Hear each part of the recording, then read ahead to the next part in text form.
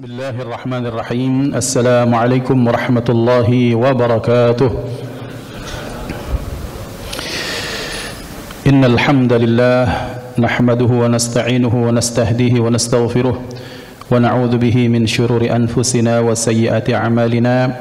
May yahdihillahu fala mudilla lahu wa may yudlil fala hadiya lahu. Asyhadu an la ilaha illallah wahdahu la syarika lahu.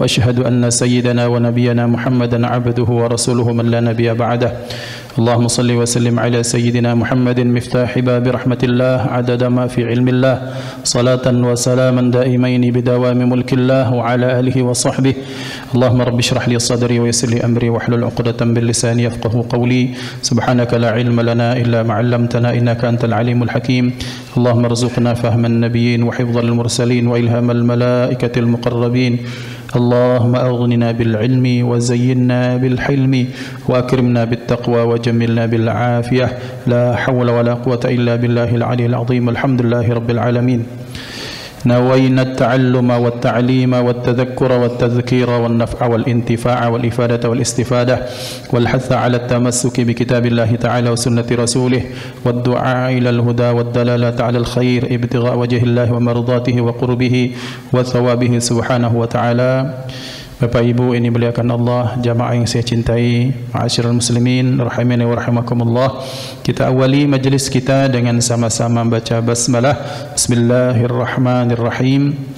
Yang kita ta'zimi Ketua Masjid Baitur Rahman beserta pengurus, para penasihat, para sepuh, para pinisepuh, para jamaah yang dimuliakan Allah, ikhwatal iman dimanapun berada. Alhamdulillah, pada pagi hari ini diberikan sehat walafiat, diizinkan kita bermuajahah, berjumpa, bertemu, dan yang paling penting melaksanakan kebaikan, kewajiban kita sebagai hamba. Mudah-mudahan amaliyah kita semuanya diterima Allah, dijadikan asbab ridha Allah Subhanahu wa taala.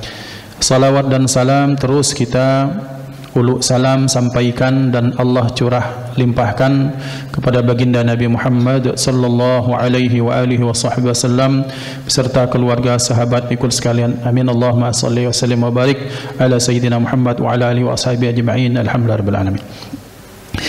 Ikhwan dimuliakan Allah Subhanahu wa taala, pada pagi hari ini kita akan membahas satu hadis qudsi.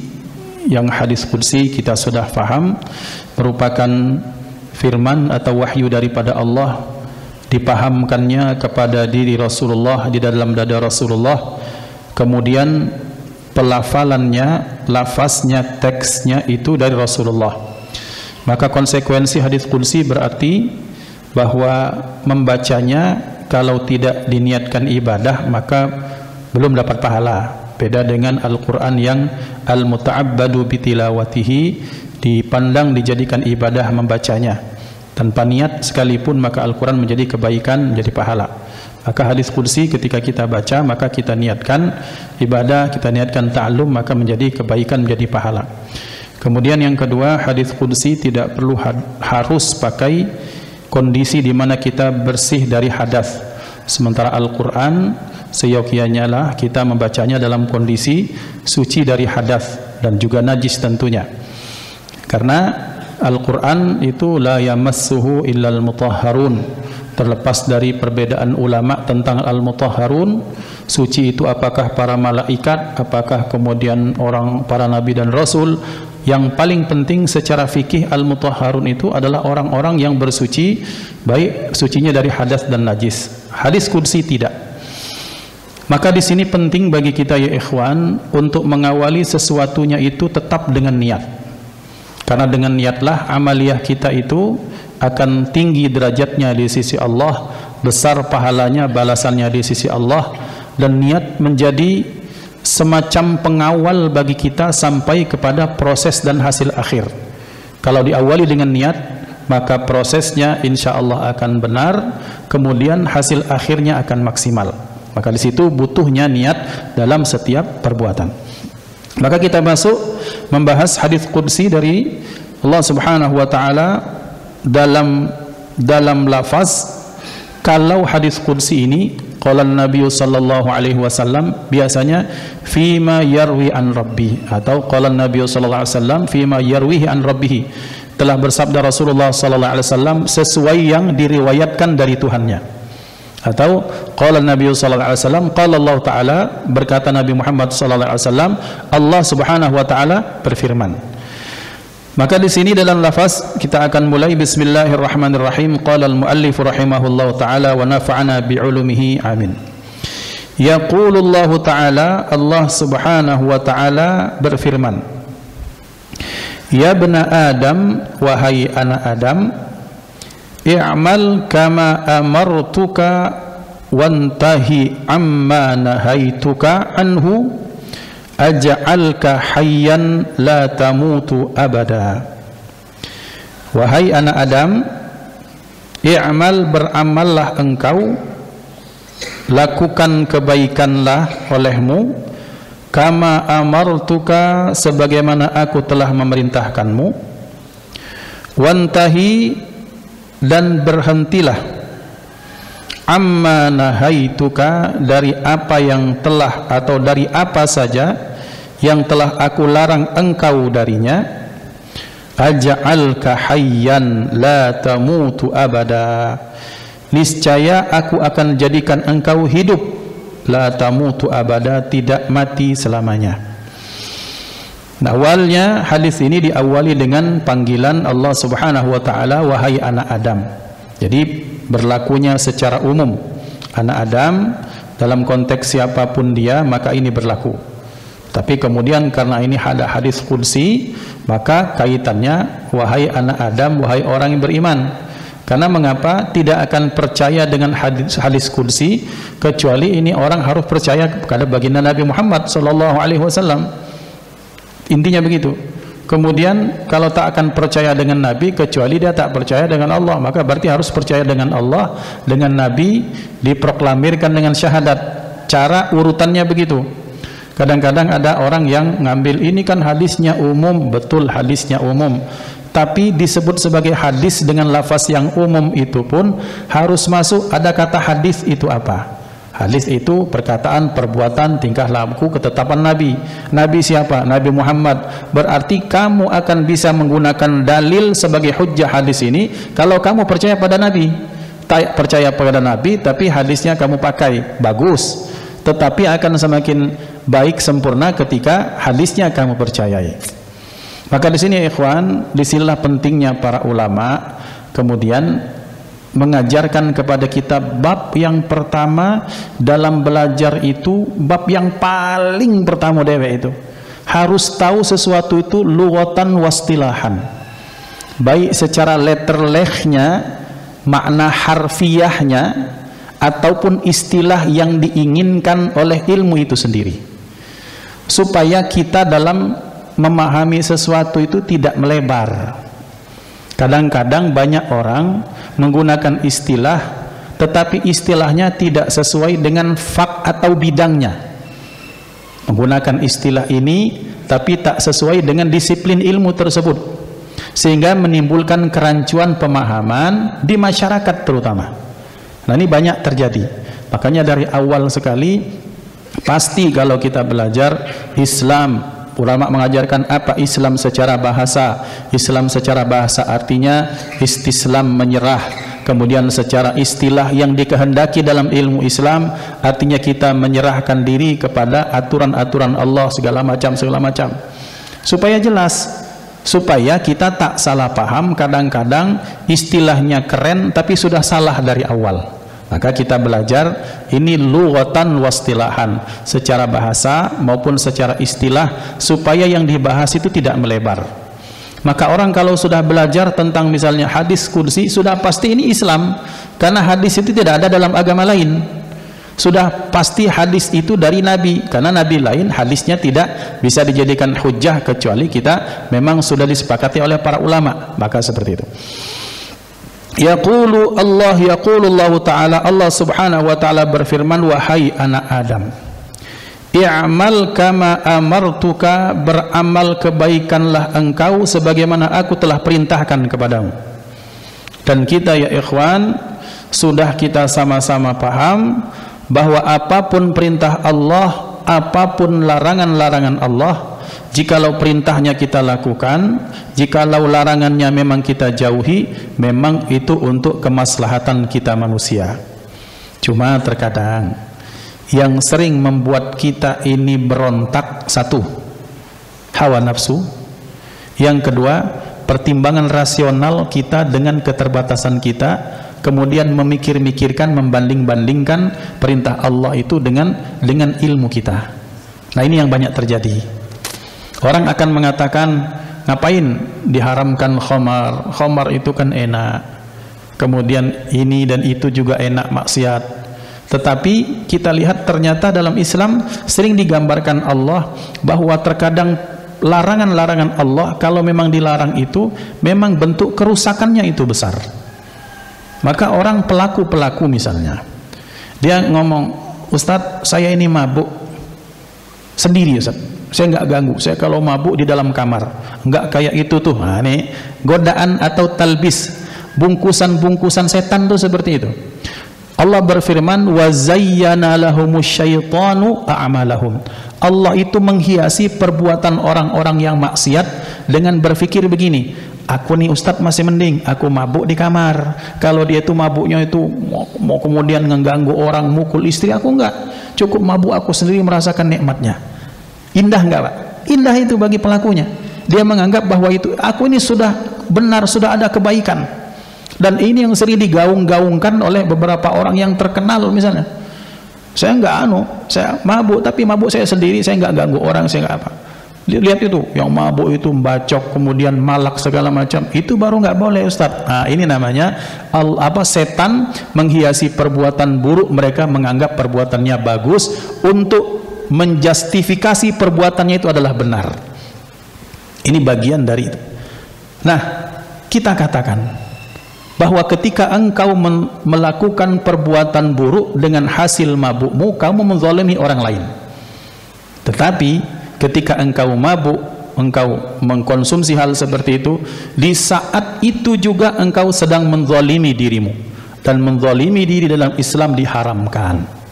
Maka ikhwan dimuliakan Allah Subhanahu wa taala, jadi ternyata orang-orang banyak kemudian mengapa mereka tetap melanggar larangan Allah Subhanahu wa taala, tetap mereka lakukan karena biasanya hawa nafsunya, kemudian dia merasa sudah bisa membahasa kita ini minteri Allah Subhanahu wa taala. Maka kata Allah, wahai anak Adam, lakukan, pokoknya lakukan saja deh apa yang aku perintahkan.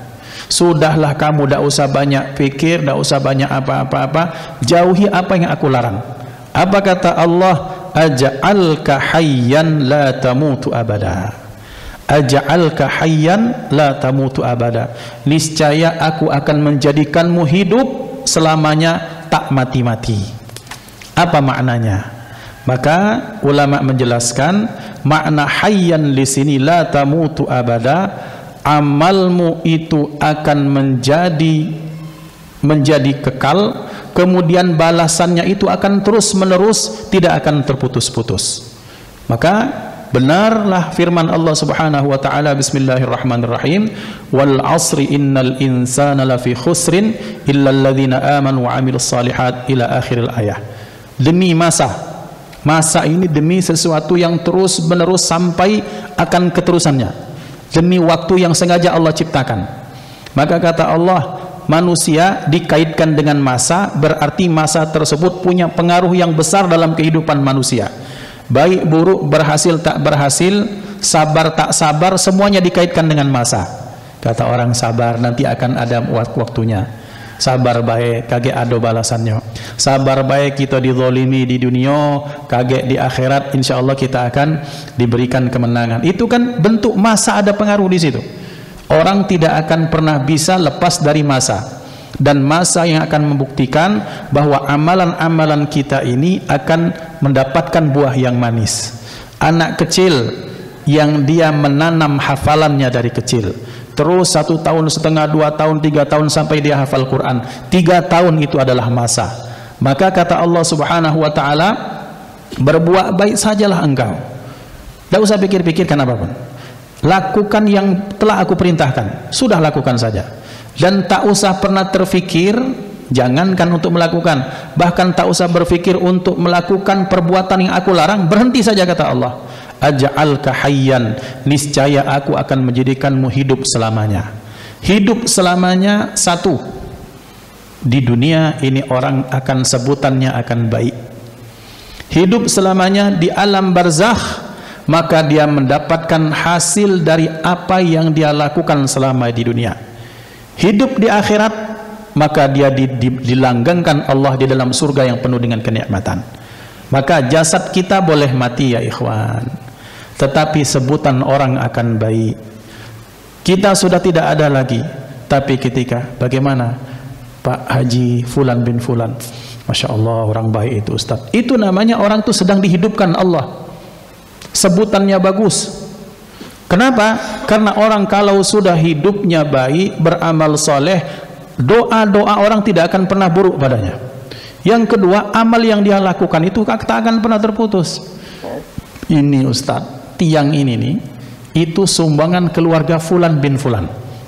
Jadi orang setiap ingat lihat tiang ini mesti ada gedung misalnya, mau gedung dibangun Fulan bin Fulan, disebutkan namanya Masjid Fulan bin Fulan, itu orang tahu bahwa oh ini masjid ini gedung dibangun oleh Fulan bin Fulan, selama dipakai pahalanya tak terputus. Ini maknanya kata Allah Subhanahu wa taala. Maka berarti kita hidup ini sekarang ini berupaya bagaimana setelah kita mati kita masih hidup di tengah masyarakat. Dengan apa? Dengan amal soleh yang kita lakukan. Caranya bagaimana? Yang pertama dengan ta'lim, dengan ilmu. Orang tua adalah orang yang pertama bisa hidup selamanya sesuai dengan hadis ini, karena ilmu pengajaran yang ia lakukan ia ajarkan kepada anak-anaknya. Seorang ibu akan terus hidup dalam makna pahalanya tak terputus selama dia mengajarkan kebaikan yang oleh anaknya pertama kali kebaikan itu diterima diajarkan oleh bundanya. Ayo nak sebut Allah, Allah. Remeh temeh bagi kita, bukan ibu, tapi bagi seorang ibu mengenalkan kalimat tauhid, mengenalkan Tuhan kepada anak, sampaikan mati itu anak menyebut Allah, bismillah, astaghfirullah, masya Allah, subhanallah, Allahumma salli ala sayyidina Muhammad. Ada kata Allah, sang ibu terus mendapatkan kebaikan yang tak terputus. Itu maknanya sang ibu terus hidup selamanya.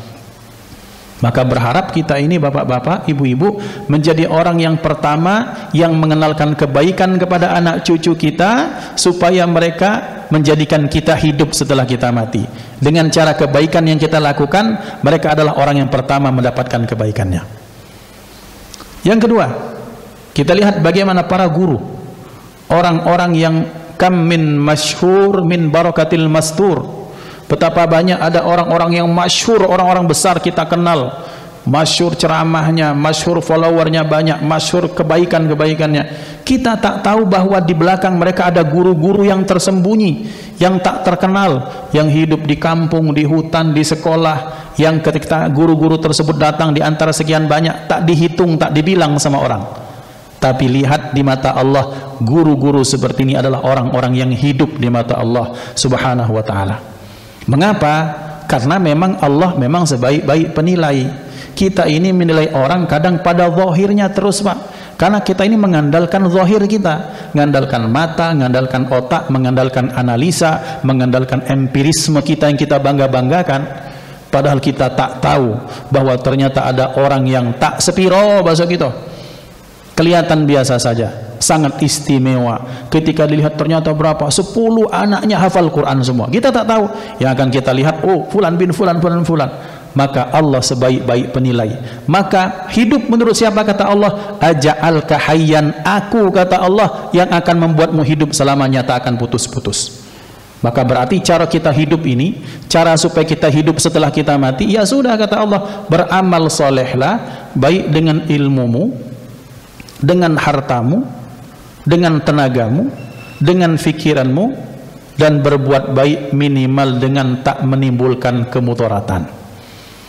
Wantahi amma nahituka, ini yang lebih berat lagi bapak-bapak. Amal saleh itu dikatakan para ulama bisa dilakukan oleh siapa saja, tapi tidak akan meninggalkan kemaksiatan kecuali orang-orang yang imannya kepada Allah itu hatinya, Allah itu hadir dalam hatinya. Dalam hadis Pak banyak disebutkan, kita tahu ya. Dalam hadis dinyatakan tidak dianggap beriman seorang berzina ketika berzina. Kenapa? Karena ketika sedang berzina, saat itu Allah sedang dikesampingkannya. Kita lihat ada orang yang tega atau melakukan sesuatu, saat melakukan keburukan yang dia lakukan, saat itu berarti Allah sedang tidak hadir dalam hatinya, merasa sedang tidak diawasi Allah Subhanahu wa ta'ala. Orang ketika sibuk mencari keburukan orang lain, maka saat itu dia sedang tidak malu kepada Allah. Orang kalau ketika dia sedang berupaya berghibah, menceritakan keburukan orang lain di belakang orang yang dia ceritakan, satu yang pertama yang paling dia tak hadir saat itu, dia sedang tidak merasa diawasi Allah. Maka berarti dikatakan ulama, pelaku kebaikan bisa dari manapun, tapi yang meninggalkan kemaksiatan tak akan meninggalkan kemaksiatan kecuali dia orang yang sedang hadir iman dalam dirinya saat itu. Maka Rasulullah menyatakan orang mencuri tak dianggap beriman ketika sedang mencuri. Kenapa? Kalau dia ada iman, dia tak akan mencuri, karena dia merasa diawasi Allah. Allah ada, mau mencuri, oh enggak jadi. Kenapa? Ada Allah. Oh malu ya, pengen ceritakan aib orang lain. Nanti dululah kita fikirkan aib-aib kita yang banyak untuk menceritakan orang lain. Yang pertama, ketika kita mau mencari keburukan orang lain, siapa yang ada? Allah. Kalau ada Allah dalam dirinya, tak akan jadi. Tapi ketika sedang tidak ada Allah, nikmat sekali menceritakan keburukan orang lain. Maka kata Allah, beramal solehlah kamu, tinggalkan keburukan, kamu hidup kujadikan hidup selamanya dengan cara semua aktivitas kebaikanmu itu dan amaliyah kamu meninggalkan keburukan itu, hasilnya itu akan aku langgengkan, kata Allah Subhanahu wa ta'ala. Belum lagi kalau kita punya pekerjaan baik itu dicontoh oleh orang lain. Masjid ini mengadakan sedekah Jumat, kemudian masjid lain terinspirasi, mungkin kita tak menyebar-nyebarkan, kemudian ada ustadz, ada guru pada orang-orang jamaah, enak sekali Baitur Rahman itu. Kenapa? WC-nya ajib kayak di hotel. Jadi kalau di sana pengen lama-lama ada WC, oh jangan lama-lama, makruh kita lama-lama di WC, apalagi sambil merokok bawa HP, tambah lagi ini. Terinspirasi orang, berarti pertama nanti mihrab pasti bagus, nanti dalam masjid pasti bagus, WC-nya kita perbaiki, sesuai mana? Itu kayak di Baitur Rahman Bang Raya. Terinspirasi, aj'alka hayyan, kata Allah, terus pahalanya akan mengalir. Baitur Rahman terinspirasi dari mana? Dari Mekah Madinah. Pahala orang Mekah Madinah yang kita contoh itu pun akan terus, aj'alka hayyan. Maka hidup ini, hidup setelah kita mati, bagaimana hidup kita yang sekarang? Wa ana hayyun la amutu abada, dan aku, kata Allah, hidup tidak mati selamanya. Artinya maknanya apapun yang kamu lakukan wahai hambaku, kata Allah, aku yang membalas. Balasan manusia itu tak seimbang, Pak. Balasan manusia itu tak akan pernah seimbang dengan kebaikan yang dilakukan orang lain. Pada satu saat ada seorang ulama, dia mengantarkan anaknya ngaji. Ketika anak ini ngaji, setelah hatam dikasih guru ini berapa Pak? 100 dinar. 5 juta kali 100 dinar itu anggaplah 5 juta sekarang, berarti 500 juta. Apa kata sang guru? Aduh, saya tak berhak, rasanya terlalu banyak. Kata sang orang tua, tidak usah lagi belajar kau dari guru mak ini. Ngapa? Dia tak pacak menghargai Quran. Kalau ada 1000 dinar, ku kasih 1000 dinar untuk gurumu itu. Ya tetap dikasih 500. Maksudnya orang tua ingin menggambarkan bahwa kebaikan yang kita lakukan untuk membalas kebaikan orang lain itu tak bisa diangkakan, ya ikhwan. Bisa kita mengangkakan yang kita sudah berikan pada orang tua, apa yang orang tua berikan kepada kita. Bisa kita bayar, melahirkan kita sampai antara hidup dan mati. Kemudian kita bayar dengan, mak aku ini punya gaji 10 juta, alhamdulillah 2 juta mak bersih untuk mama setiap bulan, biarlah kami makan sekitar berapa itu sisanya untuk anak, untuk sekolah, untuk bayar hutang segala macam. 2 juta mak pokoknya itu. Tak bisa, ya ikhwan. Bayar dengan nyawa pun kita tak bisa. Sebagaimana satu kisah yang masyhur yang kita sudah sering dengar, ada seorang anak yang gendong ibunya sampai melocok bosok itu. Apa? Sampai ya kulit luarnya itu mengelupas. Gara-gara apa? Gara-gara bergesekan antara punggungnya dengan pakaian sang ibu. Bertanya kepada Sayyidina Abdullah bin Umar, wahai tuan guru, apakah sudah balas kebaikan beliau? Apa kata beliau? Bahkan kamu yang kamu lakukan ini belum bisa membalas teriakan dia ketika engkau melahirkanmu antara hidup dan mati. Teriak, oh itu belum sepadan katanya yang kamu lakukan sekarang ini. Sekarang ini sudah merasa tiap bulan kirim gaji, sudah bisa mengumrohkan, Masya Allah bagus sekali. Haji menghajikan, membadalkan, bagus sekali. Tapi kalau kita merasa kita sudah bayar, nehi, belum. Maka ikhwan dimuliakan Allah subhanahu wa ta'ala, maka tetapi ada zat yang dia sepandai-pandai membalas kebaikan, itu adalah Allah. Maka kalau kita balas kebaikan fulan bin fulan dengan kebaikan yang sama, bagus. Tetapi yang hakikatnya yang mampu membalas kebaikan itu adalah Allah. Dan aku tak pernah mati, kata Allah. Orang yang kamu harapkan bisa kamu harapkan membalas kebaikanmu, bisa mati. Kalau tak mati dia bisa lupa. Saya nih punya ada anak yatim saya sekolahkan. Dalam hati ini berharap nian ini anak kalau dia sudah besar, kelak di akhir usiaku dia akan balas. Mungkin belum, dia anak ini sudah meninggal duluan. Atau kalau dia sudah besar, ternyata dia dibikin lupa sama Allah SWT untuk membalas kita. Maka berharap kepada manusia, siap-siap untuk kecewa. Tapi berharap kepada Allah, maka Allah sebaik-baik pemberi balasan. Wa idza qultu lisyai'i kun fayakun, dan apabila aku katakan pada sesuatu kun fayakun, jadilah maka jadilah. Maka Allah dalam satu doa dinyatakan, ya man khazainuhu bainal kafi wan nun, wahai zat yang khazinah perbendaharaannya, kemudian simpanannya hartanya antar huruf kaf dan nun. Bahasa kita ilmu lamo, kun fayakun. Nah, tetapi masalahnya adalah bagaimana supaya Allah memberikan kun itu kepada kita. Kadang-kadang orang sudah merasa bahwa wah, aku ini sudah ngaji, sudah ini, tapi kok kenapa belum dibalas-balas sama Allah?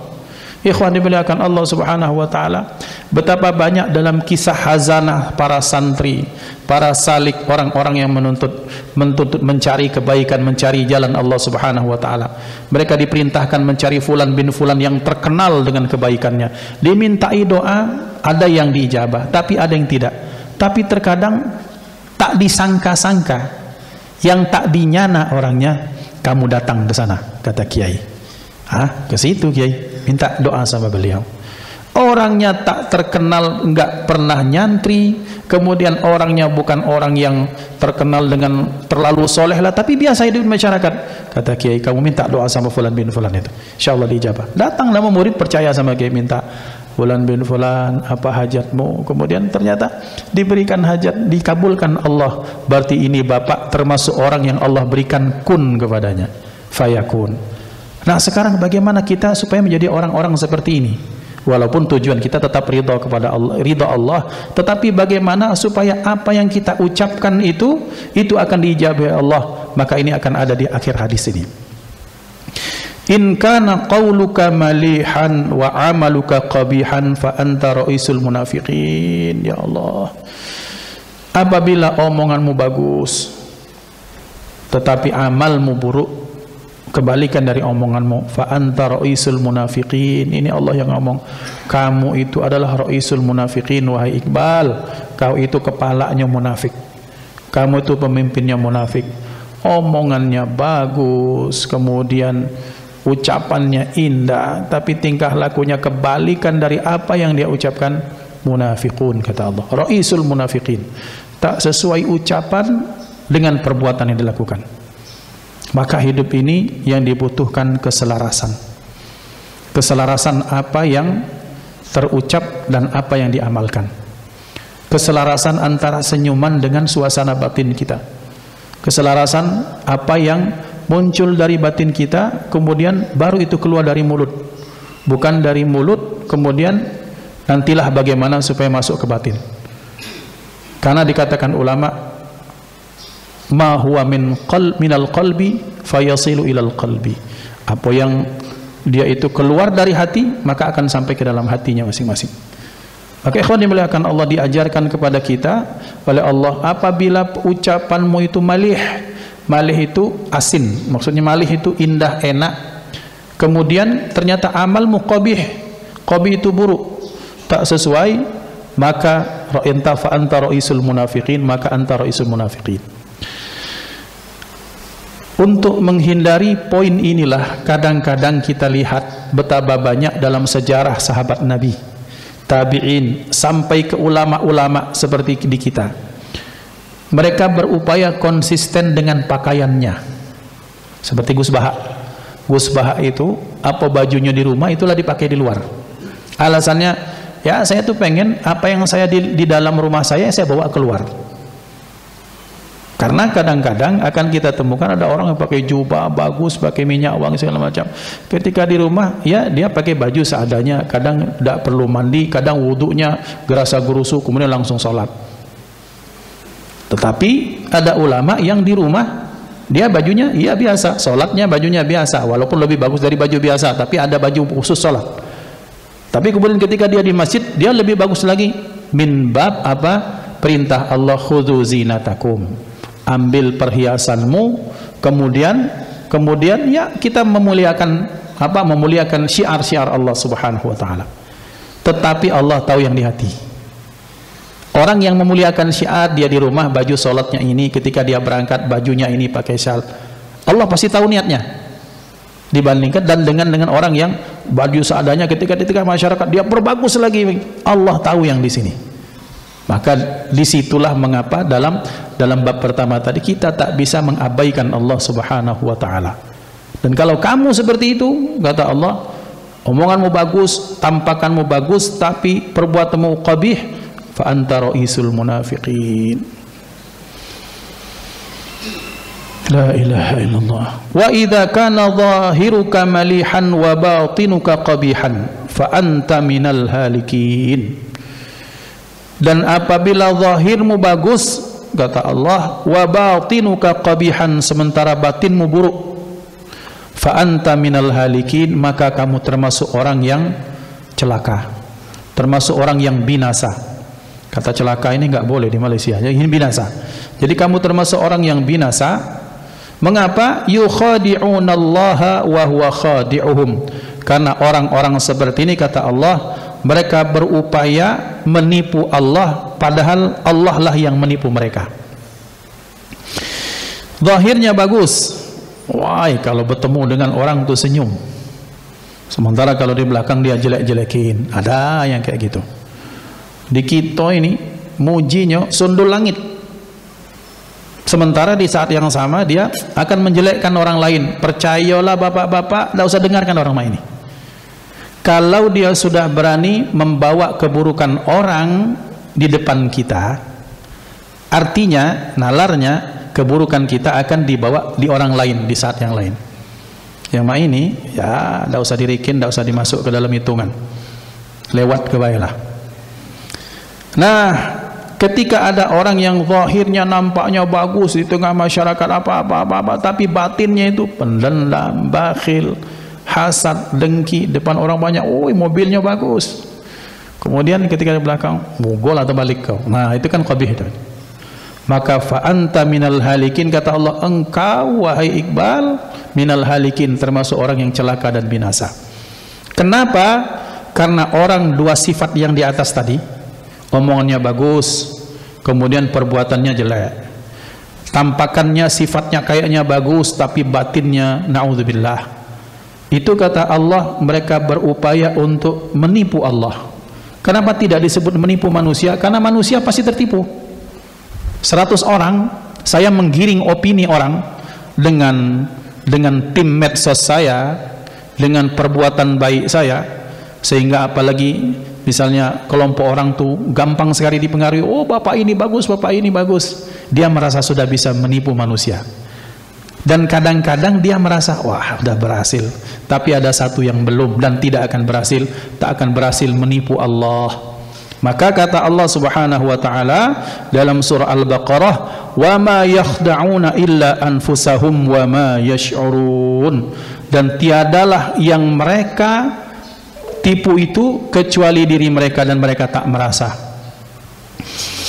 Dan orang, Pak, puncak kebohongan yang paling hebat, yang tak ada lagi yang menaiki derajat tersebut melebihinya, ketika orang sudah merasa berhasil menipu dirinya sendiri.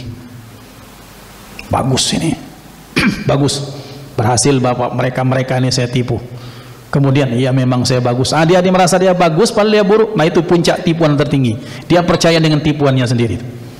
Yang seperti ini akut kalau sudah tidak kena rahmat Allah, tidak akan terselamatkan. Na'udzubillah. Berawal dari mana? Ikhlas. Berawal dari mana? Bab fikih, dari niat. Balik-balik segalanya ke niat ya ikhwan. Maka berarti mengapa kita diajarkan guru-guru kita nawainat ta'alluma wa ta'lim, kami berniat belajar mengajar, memberi faedah, mengambil faedah, memberikan manfaat, minta manfaat, memberi peringatan, mengambil peringatan. Untuk apa? Lillahi ta'ala, supaya lurus. Ini tujuannya ngajar belajar ini semata-mata lillahi ta'ala, supaya lurus. Saya memberikan nawaitu an ukhrija zakatal fitri an nafsi wa an ahli fulan bin fulan lillahi ta'ala, ya supaya ini, supaya orang itu hidup betul-betul sinkron antara dalam dengan luarnya, luar dengan dalamnya. Selanjutnya, ya bna Adam, wahai anak Adam, la yadkhulul jannata illa man tawadhu'a li'azamati.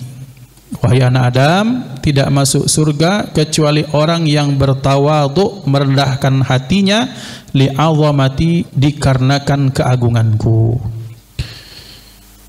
Bukan untuk berminyak-minyak, bukan untuk mencari-cari muka. Saya lihat Masya Allah wa usadiqun bima aqul, la uzaki 'ala Allahi ahadan. Saya tak memuji selain Allah. Tetapi yang saya lihat keikhlasan bapak-bapak, orang-orang tua kami di sini. Ketika ada yang ini, Ustadz, mak mano ini, itu kan namanya galak belajar. Orang galak belajar itu namanya hatinya tawadhu.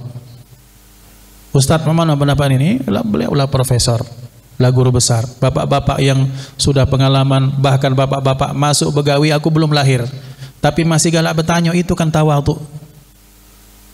Tapi kadang ada yang baru setahun 2 tahun belajar, merasa sengkek ngaku juragan, baca pintar tapi tak acak ngajari, bahasa kami di dusun. Ada yang itu. Maka kita berharap menjadi bagian yang seperti itu. Apapun yang dilebihkan Allah, kita pasti punya kekurangan di tempat yang lain. Maka di tempat kita yang kurang itulah kita minta orang yang lebih dari kita. Maka ikhwan dimuliakan Allah, dan itu tapi tidak akan muncul kecuali orang yang di sininya ada keagungan kebesaran Allah. Kalau di sininya tak ada keagungan kebesaran Allah, yang ada kesombongannya, maka di situ dia akan meremehkan orang lain. Entah karena orang itu tak sekaya dirinya, tak sepintar dirinya, tak sehebat dirinya. Intinya satu, orang kalau dalam hatinya ada kebesaran Allah, tak akan ada sifat sombong di situ. Mau dia kecil, mau beliau besar, mau dia sudah sepuh, tetap dia akan bertawadhu. Hidup di masyarakat itu sebagaimana ketika langit dipijak, di situ bumi dijunjung. Tapi kalau sudah tak ada kebesaran Allah di situ, entah apapun dampaknya, karena hartanya, perbuatannya, ilmunya, amal solehnya sekalipun, itu tetap dia akan meremehkan orang lain, wal iyadu billah. Maka kata Allah, tidak akan masuk surga kecuali orang-orang yang dia merendahkan hatinya. Dikarenakan apa? Dikarenakan keagunganku, kata Allah Subhanahu wa ta'ala. Ini yang dapat kita bahas untuk poin ini. InsyaAllah beberapa poin ke depan akan kita bahas atas izin Allah. 2 pekan akan datang biidznillah. Mudah-mudahan bisa menjadi kebaikan untuk kami, orang tua dan para masyayikh dan guru-guru serta kita semua. Usikum nafsi bi taqwallah. Berapa menit lagi, kalau nak ada diskusi, tukar fikiran diaturi. Kalau pertanyaan ada mic nganggur, kalau tak kata kita tutup dengan doa. Tafadhalu.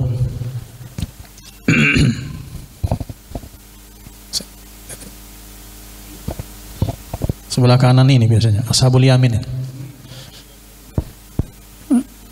Ashabul Yamin galau, tapi insya Allah di surga juga. Terima kasih. Assalamualaikum warahmatullahi wabarakatuh. Menarik kajian yang dibahas oleh Pak Ustadz pagi ini. Jadi saya teringat di Al-Quran itu kan Pak Ustadz banyak sekali kata-kata afala ta'qilun, afala tatafakkarun, afala ta'lamun. Apakah kamu tidak berpikir, apakah kamu tidak memperhatikan, apakah kamu tidak memahami, apakah kamu tidak mempelajari. Jadi mengingat ayat ini saya perhatikan artinya memang dalam beragama itu artinya perlu cerdas, perlu belajar, perlu berpikir. Jadi kalau orang beragama cuman ikut-ikutan saja, itulah yang istilahnya itu kurang motivasinya itu untuk menjadikan agama itu sebagai sesuatu yang memang dibutuhkan dalam hidup dan kehidupannya, Pak Ustadz. Ya. Nah, tapi manusia kan banyak lalai ini kan, banyak melakukan sesuatu itu karena kebiasaan atau ikut-ikutan saja. Nah, kelalaian dan kebiasaan ini saya nggak tahu dari mana pangkalnya, Pak Ustadz. Ya, apa penyebabnya?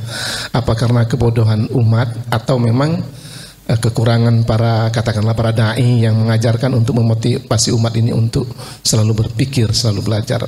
Karena di Quran itu banyak sekali kan, diantaranya misalnya kalau kamu ingin menghitung-hitung nikmat Allah itu tidak akan mampu kamu nilainya, tapi kita tidak pernah memikirkan itu.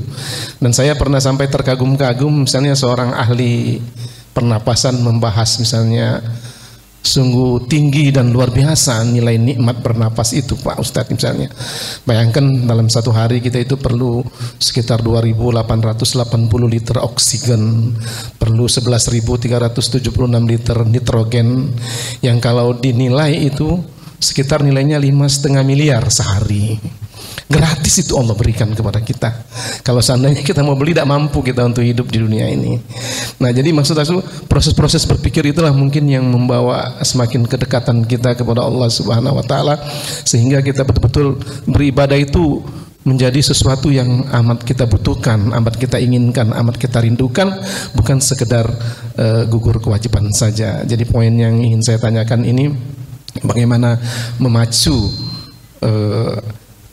agar umat ini mau merenung, mau berpikir, mau belajar, mau analitis, sehingga agama ini betul-betul menjadi suatu kebutuhan, bukan karena sekedar rutinitas atau kebiasaan saja.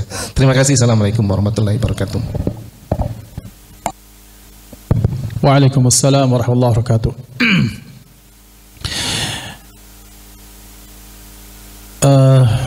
Dulu umat Islam itu pernah sampai pada puncak kejayaan itu pada dinasti Abbasiyah dan dinasti Umayyah yang versi kedua. Karena di saat itu betapa banyak afirmasi dari pemerintah saat itu, pemerintah menggalakkan gerakan-gerakan belajar. Sampai kita kenal dalam sejarah ada namanya Baitul Hikmah. Nah, Baitul Hikmah itu ya istilahnya kantor besar untuk mengurusi keilmuan, riset segala macam. Sehingga zaman itu munculkan ulama yang ahli agama dalam tanda kutip, juga ahli dunia, ilmu dunia. Artinya dia hafal Quran, hafal hadis, ahli tafsir, ahli bahasa Arab, tapi dia dokter. Dan alhamdulillah sekarang tuh sudah banyak muncul. Seperti ada teman yang ada seorang dokter di sini, orang Syria, orang Irbil dia, orang Irbil itu daerah Syria tapi dekat ke Turki. Masya Allah, hafidhul Quran, ahli qiraat asyarah. Ternyata dia ahli bedah tulang, ahli fikih, ahli hadis. Pernah datang ke, ya kita pernah antar beliau di Palembang untuk artinya kita harus bersyukur bahwa sekarang sudah mulai banyak dengan apa, satu bahwa gerakan penyadaran masyarakat tidak ada satu dikotomi ilmu, itu satu yang paling penting. Ilmu itu tidak bisa dipisahkan, ini ilmu agama, ini ilmu dunia. Yang kita berharap ke depannya tidak usahlah ada istilah madrasah ibtidaiyah, kemudian madrasah biasa, sekolah biasa, pokoknya semuanya di bawah Diknas, tapi harus ada muatan agama yang cukup. Karena di Malaysia tidak ada istilah IAIN, tidak ada istilah apa sekolah apa, yang adanya universitas, UKM, UIA itu ya di situ bahasa Inggris, fisika, matematika, tapi di situ syariah, fikih, tafsir juga ada. Itu satu. Zaman itu pemerintah mengakomodir, merangsang masyarakat itu untuk apa? Untuk mau belajar. Sampai kami pernah ceritakan, ya satu kitab ketika diterjemahkan dari bahasa Yunani, karena banyak filsafat-filsafat lama, Aristoteles, Socrates segala macam itu diterjemahkan, kemudian ditimbang bukunya, berapa beratnya, yang berhasil menerjemahkan itu dibayar dengan emas sejumlah berat timbangan kitab tersebut. Jadi kitabnya setengah kilo emas. Dia ulama ini berhasil mengarang kitab ilmu baru misalnya, dikira berapa? Ditimbang 3 jilid itu 7 kilo, ya 7 kilo emas. Kalikan berapa sekarang? Itu satu. Jadi orang terangsang. Di kita, ya kita harus terus terang. Untuk terjemah saja paling banter 10-20 ribu rupiah. Para pengarang ini, para pengarang, teman-teman pengarang baik novel maupun buku itu dizolimi, maaf, sama oknum-oknum ya. Oknum-oknum penerbit yang tak bertanggung jawab. Dia sudah karang banyak buku, eksemplar, bestseller, banyak cerita teman-teman. Kemudian mereka nih maling-maling nih, nyuri-nyuri. Bikin katanya eksemplarnya 5 juta, padahal mereka nerbitkan 10 juta. Yang 5 juta terakhir tak dibayarkan kepada penerbit. Ini kan bikin malas berpikir jadinya. Jadi jangankan untuk yang mau berpikir, yang sudah pintar berpikir pun mereka sudah malas. Samping kita lihat betapa banyak, ya kita sudah tahulah itu. Kita berharap ada kebaikan ke depan, kita optimis pemerintah akan mengakomodir para peneliti segala macam. Ujung-ujungnya ulama kau berdagang nak, mana kau ada duit, baca segala macam, ngatur waktu. Kenapa? Karena memang ilmu itu kurang digalakkan di bangsa kita. Terus terang ini masukan, bukan untuk menjelekkan.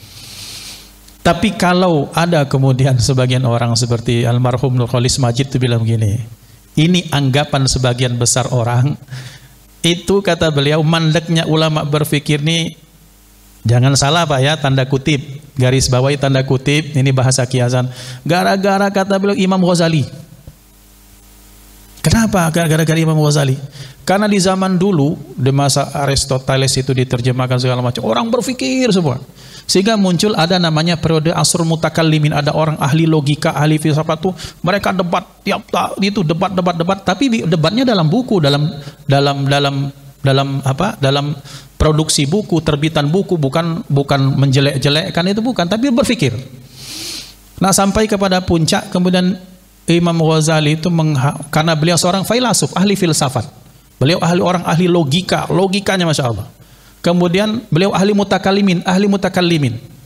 Kemudian banyak permasalahan yang munculkan Mu'tazilah orang-orang itu. Kemudian oleh Imam Ghazali dibabat habis semuanya dalam kitab Tuhfatul Falasifah. Kesesatan berfikirnya para filsuf yang murni atau segala macam. Sampai kemudian ketika beliau mengarang kitab Ihya Ulumuddin, semuanya terselesaikan permasalahan umat sampai beliau diberikan gelar Hujjatul Islam. Hujjahnya orang Islam. Nah, ujung-ujungnya merujuk ke Imam Ghazali. Akhirnya mereka malas berpikir. Periode setelah Ghazali muncul sudah bukan lagi asrut tarjamah wat tadwin, era terjemah dan membuat buku-buku baru. Yang ada adalah buku-buku yang ada disyarah lagi, dijelaskan lagi. Jadi sudah tidak ada ilmu baru. Nah, kata mereka Imam Ghazali sebagai tertuduh. Padahal maksudnya tertuduh yang positif ya. Nah, kemudian era ini kemudian kita merasa puas dengan karya ulama-ulama terdahulu. Akhirnya kita mandek pada yang disebut sebagai era kita ini ittiba, melok baik apa kata guru, kemudian taklid kepada guru. Salahkah? Tidak. Saya katakan tidak salah dan sangat tidak salah. Dengan syarat gurunya memang guru. Yang dibaca gurunya hasil karya para ulama. Karena kenapa? Karena untuk menjadi seorang muttabi yang betul-betul memahami kitab misalnya, maka dia harus belajar, syaratnya banyak. Tetapi kan begini maksudnya, ada orang menjelek-jelekkan, kamu tuh tak boleh taklid buta. Di dalam Islam, taklid buta sekalipun boleh dengan syarat, ini orang awam tak sempat belajar agama, apa kata gurunya begini loh, yang wajib-wajib saja kamu kerjakan. Itu rahmat para ulama kepada orang awam. Tetapi yang punya keluangan untuk belajar seperti bapak-bapak punya waktu kosong, ya belajar. Tapi belajarnya itu jangan dewek-dewek. Ini masalahnya. Belajar di YouTube, belajar setetak, sepotong-sepotong. Belajar kepada orang yang maaf, dia tak ada background agama, baru belajar 2 tahun, dijadikan guru. Ini keras saya di sini. Supaya tidak kena dhallu wa adhallu, dia salah dan bikin orang lain salah.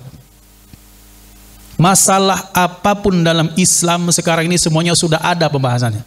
Mau musik kah? Yang dipiralkan sekarang sudah dulu viral. Bagaimana penemu gitar itu orang Islam. Gitar itu qitharah dalam bahasa Arab. Qanun seperti itu. Itu sudah ada penemunya. Ud itu yang gambus itu penemunya orang Islam dan mereka sudah bahas fikihnya di situ. Jadi berarti kenapa masalahnya? Masalahnya sih kok kurang literasi. Nah, berarti bagaimana sikap kita? Intinya satu, tak usah salah menyalahkan. yang mau belajar, tapi harus dengan di tempat yang tepat pada orang yang tepat. Anda sudah belajar di tempat yang tepat pada orang yang tepat, sudah lebih dari yang lain, timbulkan tawadhu'mu. Sepintar-pintar kamu tak akan menyamai Imam Syafi'i. Sampai-sampai ada omongan Imam Syafi'i ini kalau tahu hadis Bukhari, nah itu sudah menunjukkan kebodohan orang itu. Imam Bukhari itu cucung muridnya Imam Syafi'i. Di situ sudah bisa dibal.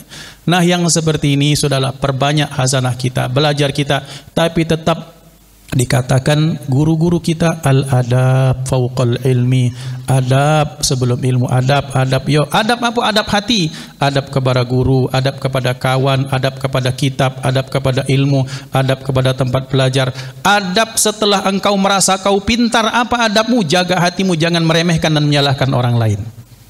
Wa fauqa kulli dhi ilmin alim, di atas orang yang punya ilmu ada Allah Subhanahu wa taala. Maka ulama bagaimanapun 20 jilid karangannya, apa yang ditutup dengan kalimat wallahu a'lamu bis, selesai. Kalau orang merasa lebih baik, lebih pintar, dia belum wallahu a'lamu bis shawab berarti. Maka ikhwan yang dimuliakan Allah, berarti bagaimana umat ini kita harus berikan semangat.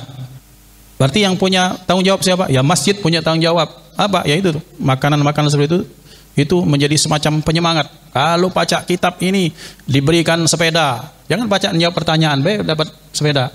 Ya bisa Tuhfatul Ahfal, bisa Matan Jazari, wah bisa diberikan sepeda. Tapi jangan dinikahkan lagi, bahaya. Ya, la tua. Ikhwan dimuliakan Allah, mungkin itu Pak dosen atas pertanyaannya. Usikum menafsi bitaqwallah. أعوذ بالله من الشيطان الرجيم بسم الله الرحمن الرحيم الحمد لله رب العالمين اللهم صل وسلم على سيدنا محمد وعلى آله وصحبه وسلم أجمعين اللهم اجعل جمعنا هذا جمعا مرحوما وتفرقنا من بعده تفرقا معصوما ولا تجعل فينا ولا منا ولا معنا شقيا ولا محروما اللهم اهدنا بهداك واجعلنا ممن يسارع في رضاك ولا تولنا وليا سواك ولا تجعل مخالف أمرك وعصاك وحسبنا الله ونعم الوكيل لا إله إلا أنت سبحانك إنا كنا من الظالمين لا إله إلا أنت سبحانك إنا كنا من الظالمين لا إله إلا أنت سبحانك إنا كنا من الظالمين وصلى الله على سيدنا محمد وعلى آله وصحبه وسلم والحمد لله رب العالمين تقبل الله منكم منا ومنكم تقبل يا كريم ثم السلام عليكم ورحمة الله وبركاته.